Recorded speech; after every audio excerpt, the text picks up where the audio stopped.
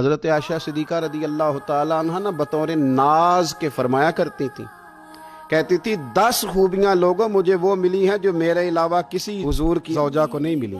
اماں جی وہ کون سی؟ تو فرمانے لگی میرے علاوہ حضور نے کسی کنواری عورت سے نکاح نہیں کیا۔ پھر فرمانے لگی میرے علاوہ حضور کی کوئی بیوی ایسی نہیں، کوئی اہلیہ ایسی نہیں جس کا باپ بھی مہاجر ہو، جس کی ماں بھی مہاجر ہو۔ اور پھر فرمانے لگی لوگو اللہ تبارک و تعالیٰ کا کرم دیکھو، رب کریم نے میری برات اور میری پاک دامنی کا اعلان عرش سے جاری فرمایا ہے۔ عرش سے حضرت عائشہ صدیقہ کے بارے میں 18 آیتیں سورہ نور کی نازل ہوئی۔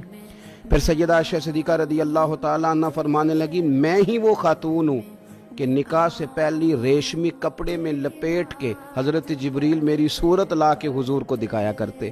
پھر فرمانے لگی میں ہی وہ حضور کی اہلیہ ہوں کہ جس برتن سے حضور غسل کرتے تھے مجھے بھی اسی سے غسل کرنے کا شرف حاصل ہو جاتا تھا۔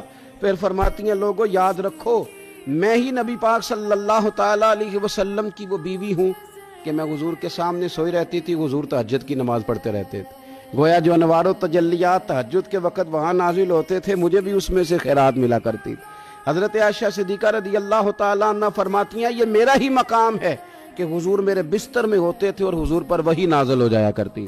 پھر ارشاد فرماتی ہیں کہ نبی پاک صلی اللہ تعالیٰ علیہ وسلم نے مجھے ہی وہ مقام دیا کہ حضور کا نورانی وجود میری گود میں تھا جب نبی پاک نے وصال فرمایا۔ فرمانے لگی میں ہی وہ خوش نصیب ہوں کہ میری باری تھی جب میرے نبی پاک کا وصال ہوا۔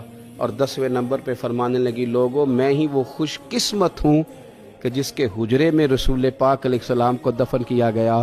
قیامت تک جس پر لوگ سلام بھیجیں گے جسے گنبد خضرا کہا جاتا ہے، یہ وہی مقام ہے جو حجرہ عائشہ صدیقہ کہلایا کرتا تھا۔ اللہ تو سیدہ عائشہ صدیقہ کے صدقے ماؤں پہ فضل فرما، بہنوں کے نصیبے اچھے فرما اور بیٹیوں کو برکتیں عطا فرما۔ آخر دعوایا ان الحمدللہ رب العالمین۔